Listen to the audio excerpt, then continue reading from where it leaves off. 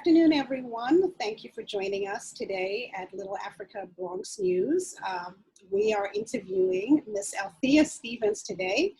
Althea is running for City Council in District 16, and we are very, very much looking forward to hearing more about Miss Stevens, about her candidacy, and about how she is going to support and advocate for the residents of City Council District 16. Ms. Stevens, welcome to LittleAfrica BronxNews. Please tell us about yourself. Thank you so much for having me. And I just want to say, I think that it's amazing what you're doing with LittleAfrica and having media outlets for people of color and the African diasporas, I think is very important. So one, thank you for having me. And two, I think having candidates on to talk about their candidacy is really important because especially with local elections, we often don't get as much coverage as like the citywide election and federal elections. But I think that it's important that we are able to have space and conversation so people can actually know our platforms and what we're running on. So thank you for having your Meet the Candidate segment. I think that it's super dope. And I have a podcast called On the Run NYC, and we also have a Meet the Candidate segment. So, you know, just making sure that we have space and opportunity for people to get their voice out there and for them to be heard. No, thank you. Again, thank you for joining us, and we're so looking forward to hearing more about you. So tell me, which part of the district do you live in? So I'm on the lower part of the district, so I'm over here on like 161st by Grand Concourse, so I'm in that part of the district. Okay, and so tell me a little bit about your background here in the Bronx. So I've been in youth development for over 20 years. I cringe every time I hear myself say 20 years because I'm like, oh my God. But I started teaching government right out of college to high school and elementary school students. And that's why it's like full circle now that I'm running for government. And I actually taught at Henry Street BGR, and they have the self-government model, and it's after New York City. So I was teaching kids about the election process and the government process in New York City.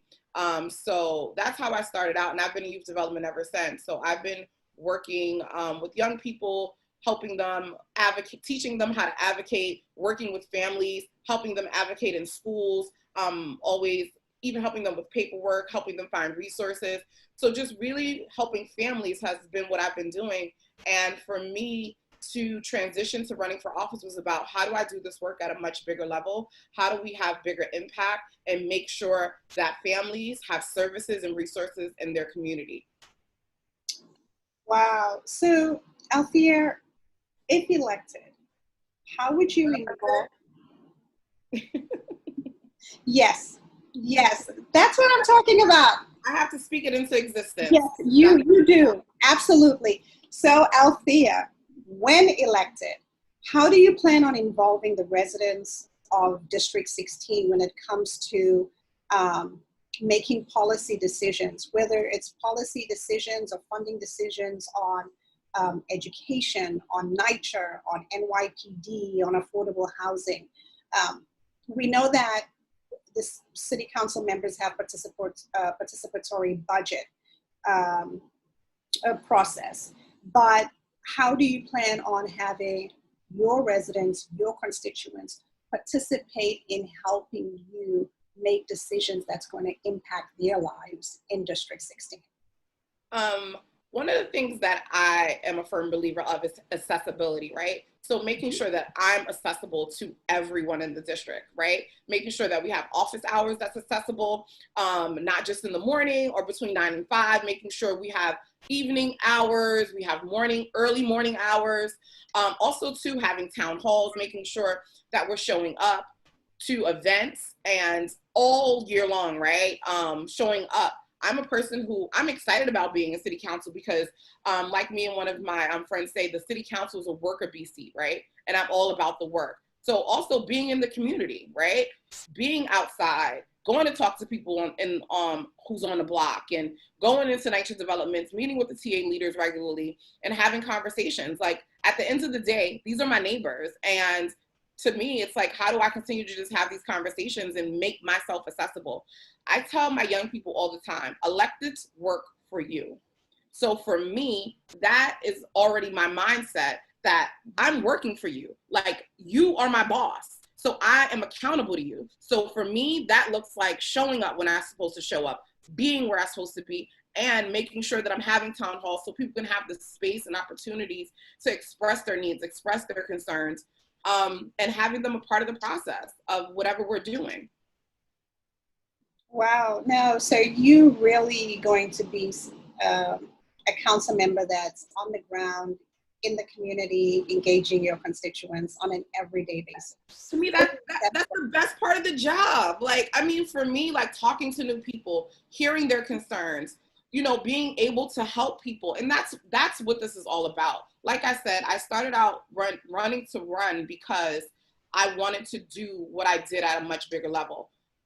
Like I said, I've been working with families, working with young people. And for me, it's like, how do you just continue this work? Working with the seniors, having these conversations, setting up shop at different senior centers, having coffee. Well, I know that's post-corona, and I know like that's like a dream, right? I can't wait till we can like go outside again.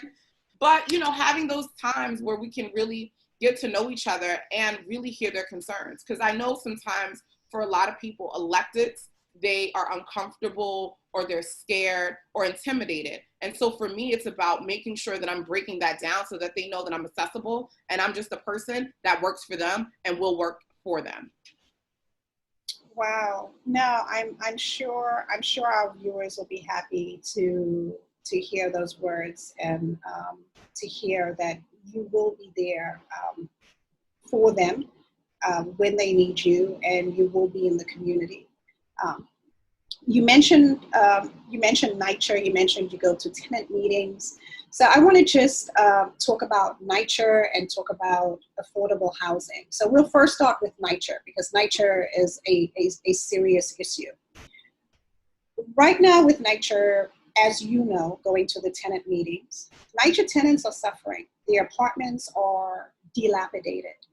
It takes forever to get a repair done. It takes forever to get it renovated. We have NYCHA complexes where in the winter there's no heat, there's no hot water.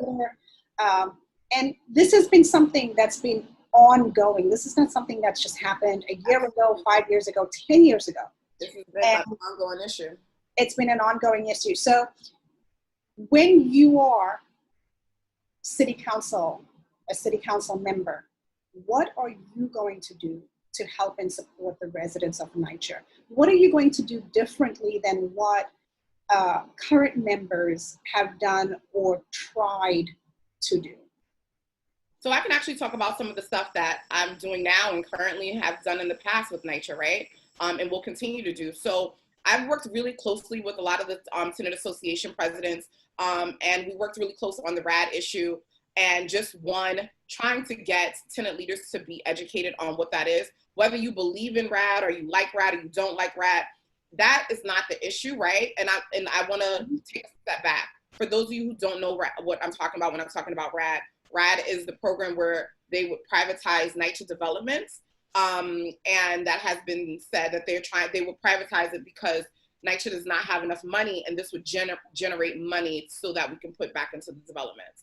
So I was doing a lot of work with NYCHA residents across the city, really trying to unite them to get them on all on the same page. And I was doing this work with LDF, the Legal Defense Fund. And we were really working with the tenant associations to really help them understand it and not necessarily say they like or dislike, but get the information, because there was such a lack of information that was being given to them.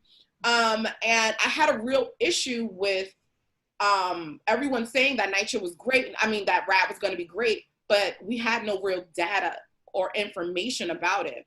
And you really can't talk about NYCHA from the standpoints of Minneapolis or Chicago or wherever, because NYCHA in New York is very different than NYCHAs across the country. So for us, it was like, we need to pause and slow this down so that the residents can get the adequate information so that they can make educated decisions and not just be told what they should be doing. So at that time, we were actually talking to some of the city council members, giving them the information, educating the resident leaders. We even spoke with some folks in some other states who had gone RAD and was getting their take and information on it. So we were doing a lot of this work, and then obviously COVID happened. So a lot of that work had been put on pause. But for me, it's really about NYCHA is so powerful. And I don't think they realize how powerful they are, right? The tenant leaders have just the same amount of power as a property manager in their development, right? Like and they get their power from the federal government, right? From their regs, they have the power. And so for me, it's like, how do we educate our resident leaders to understand their power and to start using their power? We know that NYCHA has been dilapidating because of the disinvestment in it, right? So when you look at the federal government, they were giving them money, and then they stopped giving them money. Then the state stopped giving them money, and now it falls on the city. And that just doesn't make sense to me. So for me, it's about how do we really bring all of New York City resident leaders and NYCHA residents together to really harness their power. And I'm gonna say this, if NYCHA started to block vote, they would run the city. Like, that's how powerful they are. So my job as an elected, and when I am elected, is to help them understand that power and harness it. Like, we cannot allow people to just come talk to resident leaders when it's time to vote. They need to be there the whole time. So the pandering has to stop. So for me, it's about educating them and residents and helping them build a pipeline, because that's the other thing. A lot of resident leaders, they have a lot of institutional knowledge. And for me, how do you have the next pipeline of resident leaders coming up? What does that look like? How are we educating them? How do we have academies so that when they're done, we have people in successions who know what's going on and have some of that institutional knowledge? Because we have some really smart and dynamic resident leaders. And for us, it's like, how do we educate them to start educating other folks? Wow, no, you know, when you mentioned if those NYCHA residents voted as a block, yes, indeed, they would be very, very powerful. And that's what it is. I mean, my campaign slogan is, our strength is in our unity. And until we understand that and really grasp what that concept is, not only in NYCHA, but of people of color and minorities and Black and brown communities, when we start working together, we will be unstoppable. So we have to understand that the division is purposeful. And so for us, we have to look past that and work together to really start demanding what we want and what we should have been getting anyway. No, you're 100%. Personally, I'll just speak for myself personally and say you're 100% right. So now also continuing with housing, affordable housing, right? We're still dealing with this pandemic. We're still dealing with this COVID-19 pandemic. So many people have been out of work for months. The housing courts are open now, and we know that there's going to be a large influx of evictions. Yeah, of course. As a city council member, what would you do to support the families right now who've been financially impacted with COVID-19, who are unable to pay their rent? How would you support those families, or what would you advocate for to support those families? So for me, and just thinking about all the stuff that's been going on, I know a lot of people have been saying like cancel rent, and those things should have happened already, right? And thinking about how do we not just say cancel rent, but also too, because when we're saying cancel rent, you have to think about the three family homes who you can't cancel rent because they still have mortgage to pay and things like that. And so I think that we should have been using this time wisely, right, to really create a plan of what that looks like. I know today the state released application for rent assistance for folks who need rent assistance now that COVID is easing up, but we all know, I'm not sure, I think it's coming back. So for me, I think we needed to think about a comprehensive plan. And being that I would be in city council, my job would be to work with state electeds to get this done, right? Making sure I'm advocating for not only my district, but the city, to ensure that families have outlets to get the money that they need to get the resources, right? So I think the application for rent assistance is step one. I have not seen the application myself, so I can't even go into details because it was just released today. And I know they were having some technical difficulties, but I think for me, step one would be to really look at this application and then go into work with my staff to help residents fill it out, make sure people know about it, having information sessions, and also just working with state electeds to ensure that we are passing the right legislation and making sure that we are helping all those who are in need. Now, thank you for such a thorough answer. And it's true, yes, we know so many families who are impacted negatively, but we also have landlords as well. 3-family or 2-family house owners with tenants, and they're both impacted. And how can we support both? Because everybody's not a developer, right? There's often this blanket statement that if you're a landlord that you have all this money. Some people are landlords because they have a house and they're able to then rent out a floor and make extra income, right? So I think that it's important that we don't have blanket statements. And here's the other thing. There's been a lot of people who've been negatively affected by COVID, right? COVID. However, there's people who haven't been affected, who haven't stopped working, and who's able to still pay their rent, right? So I think for me, it's always me thinking about how do we ensure equity throughout our communities. And equity doesn't mean that everyone gets the same thing. It's about making sure that we're all on a level playing field. So we're giving resources to those who need, and those who might not need, that's okay too, but we are making it equitable and we're all on a level playing field.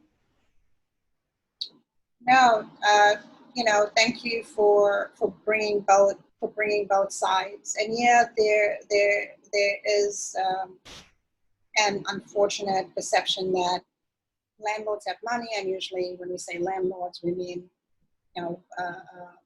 large apartment building owners and developers, and that's not necessarily the case. So continuing on, COVID-19 didn't just impact families when it comes to our finances. It also impacted families when it comes to our children, when it comes to the education of our children. And, right now, with what's going on with the Department of Education recently announcing that they're going to give parents 2 options. One option is remote learning, full-time remote learning, homeschooling of your child.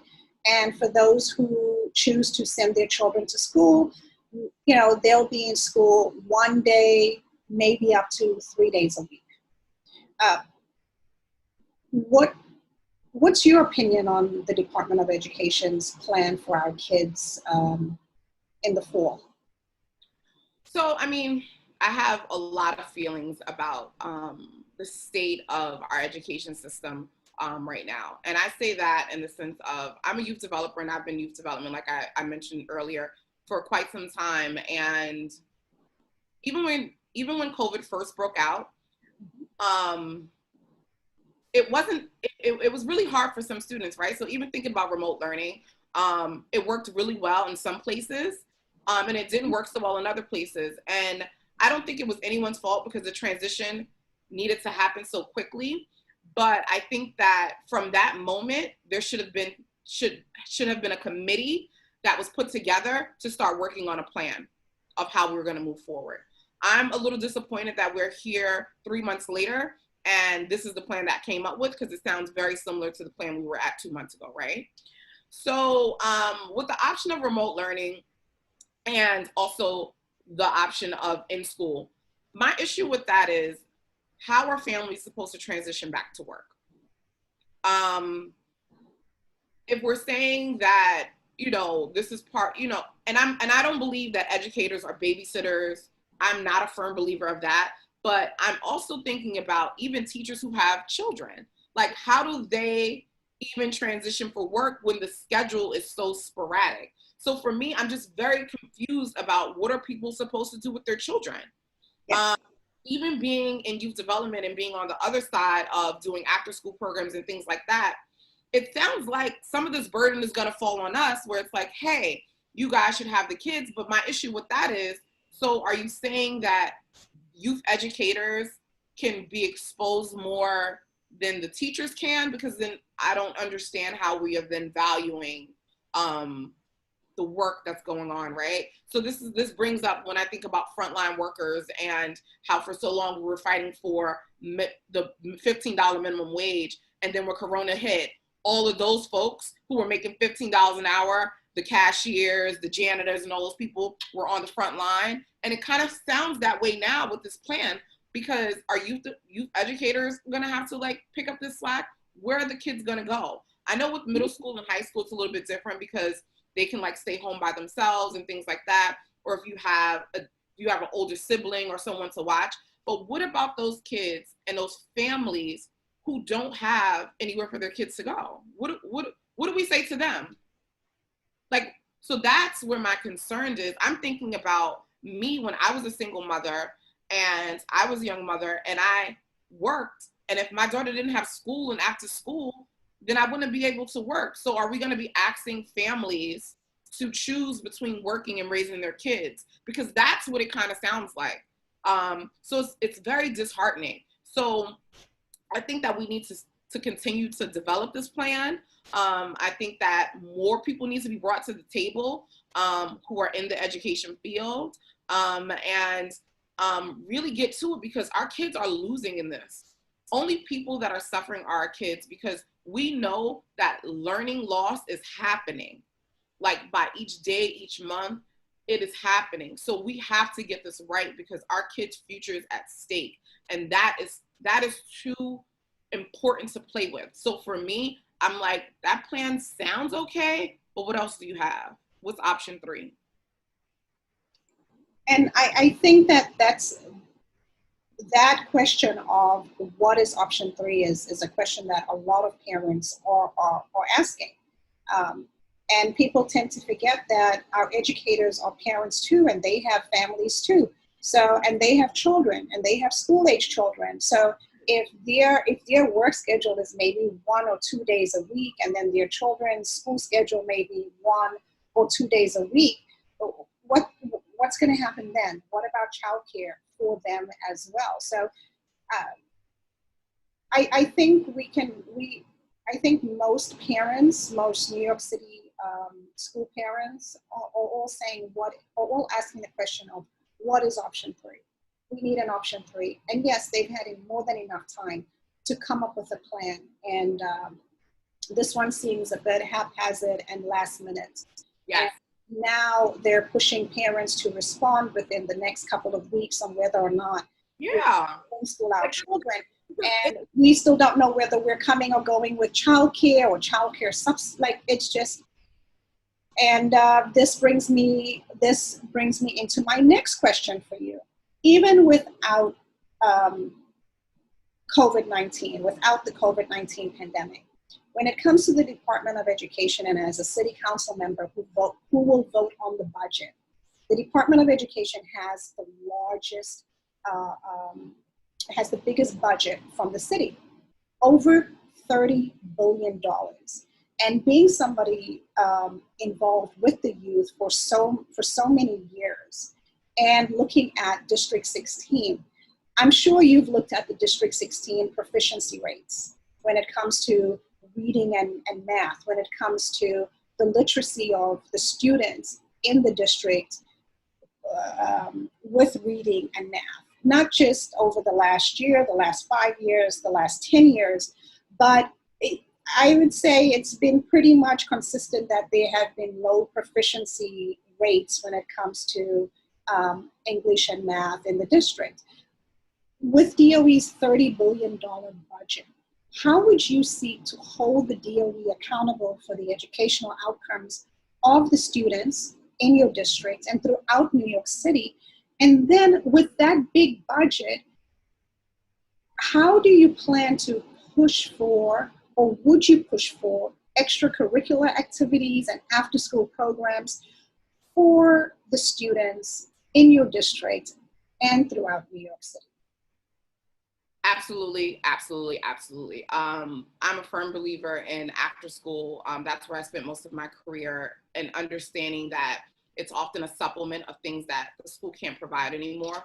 But I also just want to address, before I even talk about that, is when you talk about this big budget of DOE, I think that, to be honest, we have to really start looking at a lot of these, not teachers, because they're on the front line, right? But looking at, you know, these superintendents and deputy superintendents and all these people who are making executive superintendents. And like, so for me, it's like there's so much bureaucracy that it gets in the way of teachers being able to do their job, right? I think that there's a lot of good teachers who are on the front line every single day, showing up to work, doing what they got to do. And then there's just so much bureaucracy. And even thinking about the principals and the assistant principals. And I was actually talking to some folks, and they were explaining to me how, like, a lot of the schools don't even have assistant principals anymore. And so the principals are spread so thin. So looking at ways that we can actually see that money being put into the schools in our districts, right? And not necessarily looking at the money that's going down to the Department of Education and to the superintendents in the district, you know, and all these, and so on and so forth. And looking at where is it we can make cuts so that we can then invest in our schools, and we can invest in our teachers, and we can invest in our principals, right?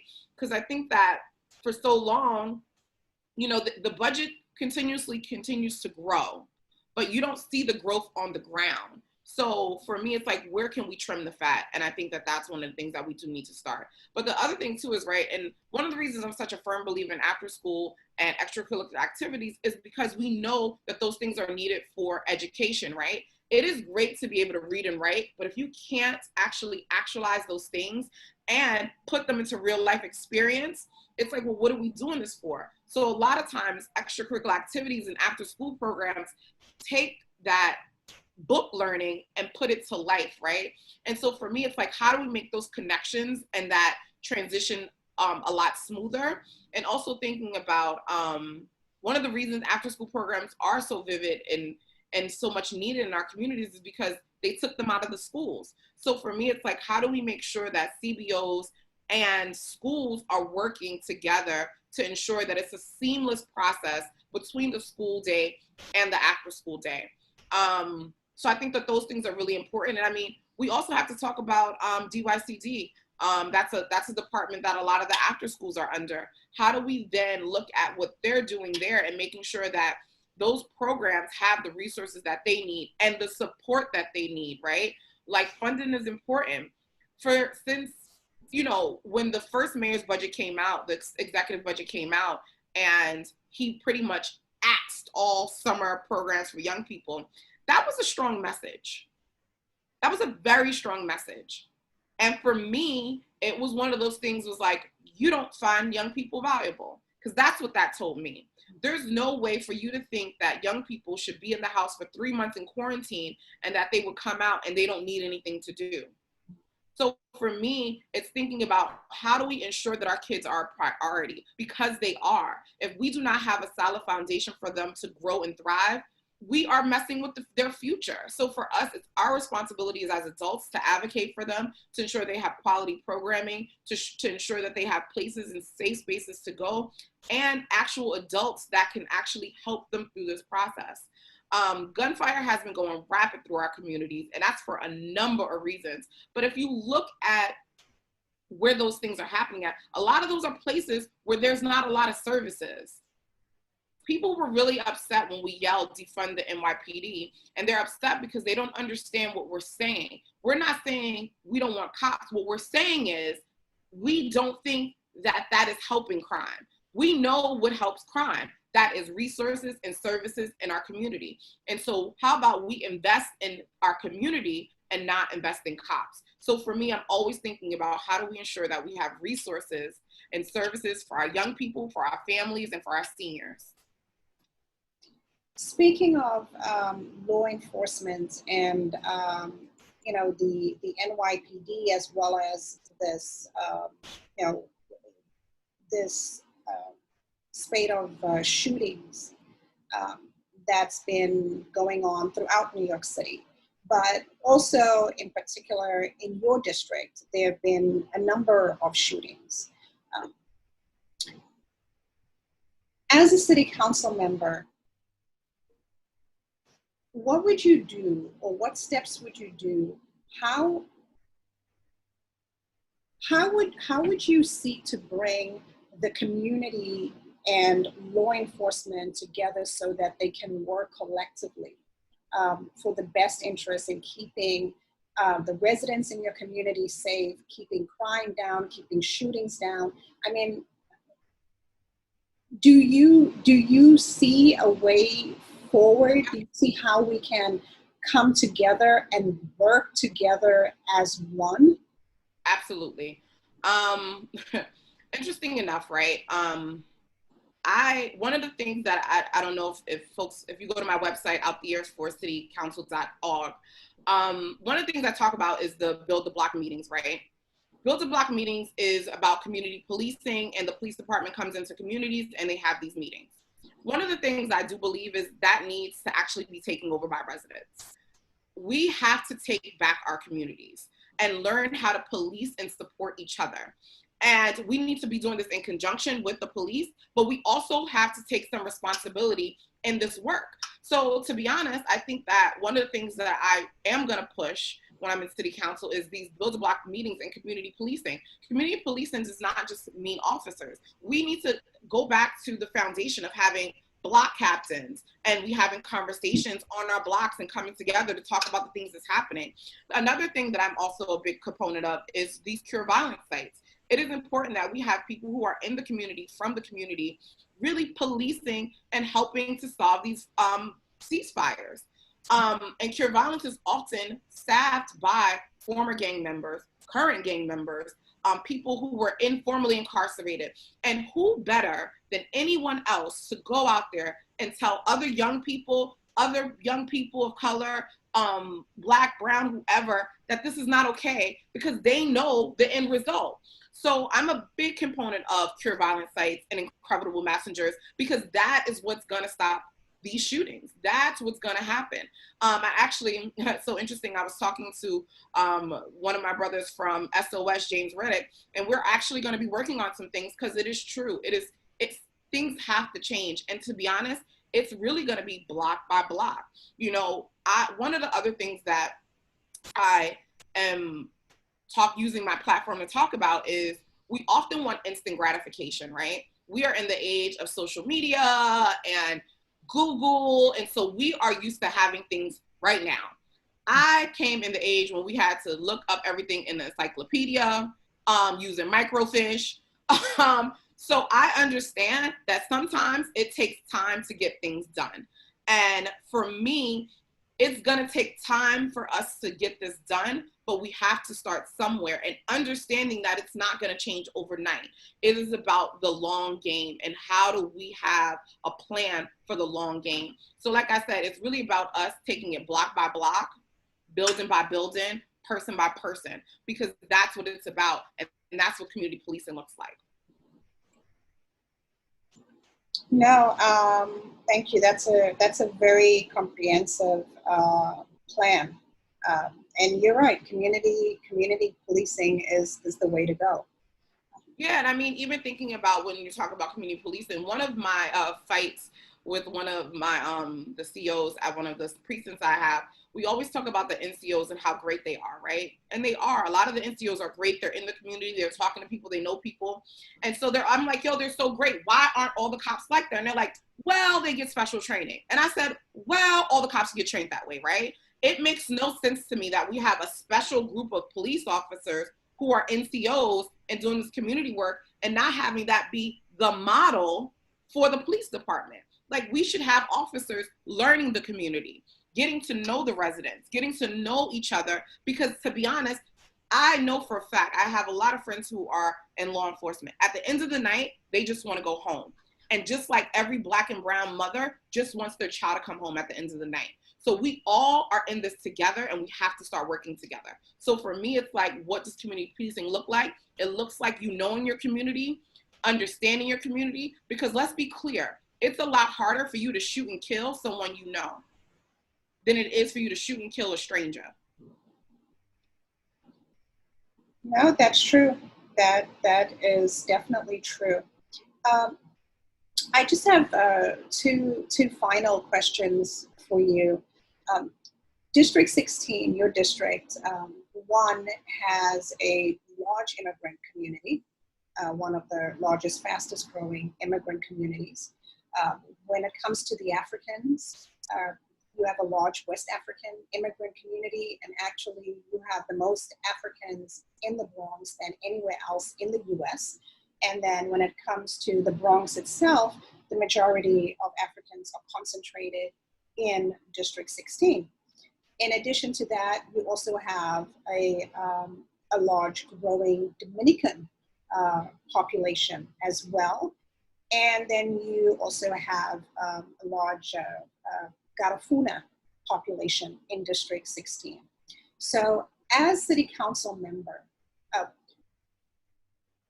what steps would you take? What would you do to help support your growing immigrant population in District 16? So my grandmother, she migrated to this country a couple years ago from Tatola, which is in the Virgin Islands, the British Virgin Islands. And I just remember her coming here, and when I was a young girl, studying to get her citizenship, right? And just feeling like out of place and not feeling like she belonged.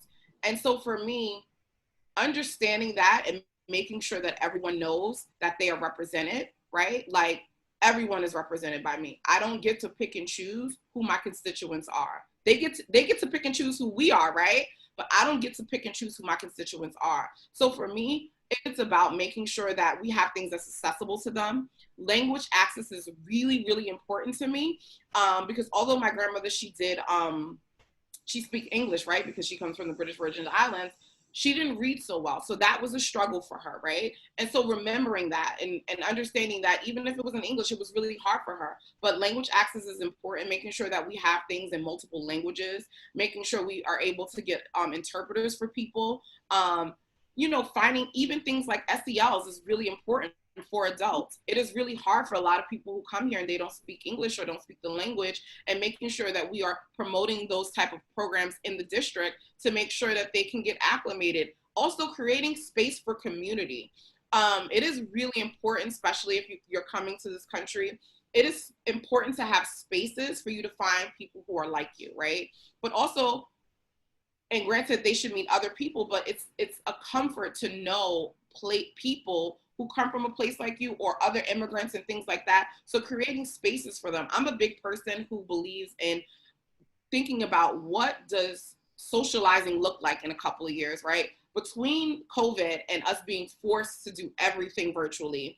And even before that, I had this whole thing where it's like, people don't socialize as much, right? Like, where are we going to socialize at when we're seniors? So how do we create spaces for people to socialize, having community events, making sure that we are promoting different cultures within the district, making sure we are celebrating cultures and having things to celebrate each other. And then, just making it a community atmosphere, because I'm very nervous about what it's going to look like in 10 years, right? Like, thinking about it, this city is aging.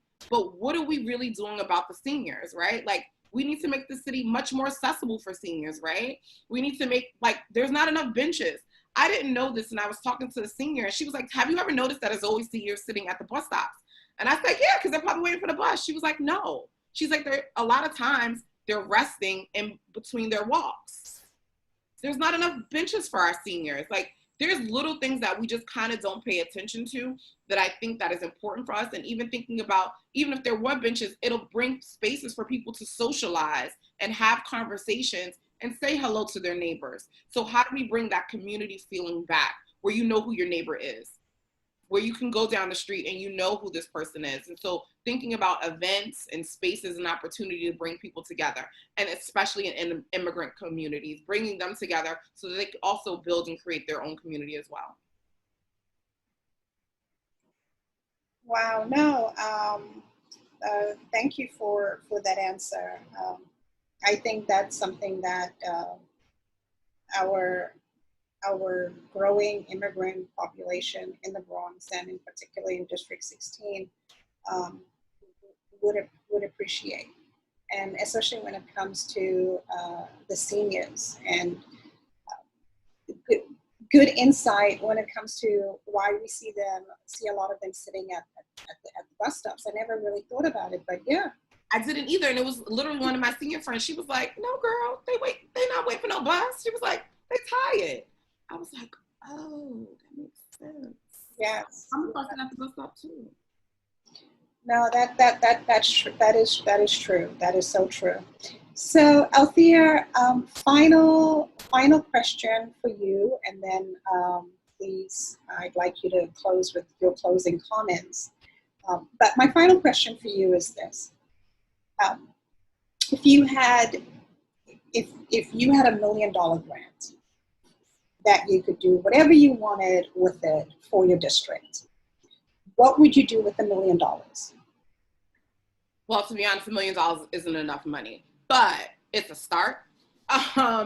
Because really thinking about in the district, one of the things when I was talking to a lot of people was just talking about community centers and having space for young people, but really, you know, an up-to-date space. And so looking at how do we pump services into the community for young people to build community and all the things that I've actually talked about throughout this interview, right? So how do we create programs and use that $1 million to create programs? We use that $1 million to create community and community events. And also, you know, looking at ways to engage and support the immigrant population. So really be about investing in the community and providing those services that I talked about that we need, that deters crime and that deters these shootings that's happening. So using that money to really have services in the community for everyone and accessible to everyone. And I mean all parts of the district, right? And making, like, we're looking at the district and saying, like, what part needs the most services, targeting them, and then branching out from there. Wow. Okay. Somehow I was not surprised by your answer. I told you $1 million wasn't enough. So that means I got to go advocate for more. Yes, that's exactly what it means. That is exactly what it means. So, Althea, what do you want to leave the voters of City Council District 16 with? What are your closing remarks to your future constituents? So for me, and thinking about why I'm running, I'm just a girl who grew up in the hood, right? I had my daughter when I was 16 years old. I am everything that people tell you you can't be at this moment, right? And defying all odds, I am here. I am being heard, and I'm standing in my purpose. And so for me, using that, my story to help support and uplift other people. My job right now is to make young girls and boys who thought that it isn't possible to run for office to know you could do it. I've had so many young people be like, wait, so what do you need to do? I said, make the decision. And for me, I made the decision so that I can empower the next generation of leaders.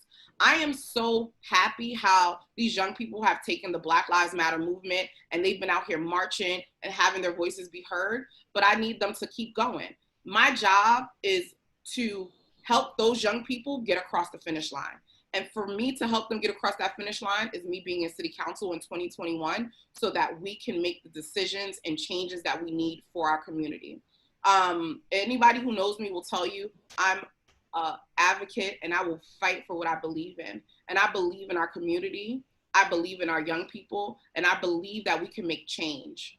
I keep telling everyone, our strength is in our unity. And when we are unified, we will be unstoppable. And so I have so many purposes around making sure that I'm bringing the next generation of young people to be part of government and be in government, in addition to unifying our communities. Well, thank you for those closing remarks. And you know, the part that resonated with me is when the young person asks you, what do you have to do? And your answer is make the decision. So Althea, I want to say to you, just as I'll say to all candidates running for city council, any candidate running for public office, is that, you know, I applaud you because you made that courageous decision to support your community and stand up and fight for your community and take it to another level where you can help so many more people. And I just want to say thank you for putting yourself out there and making the decision. You truly are indeed a role model to our young people.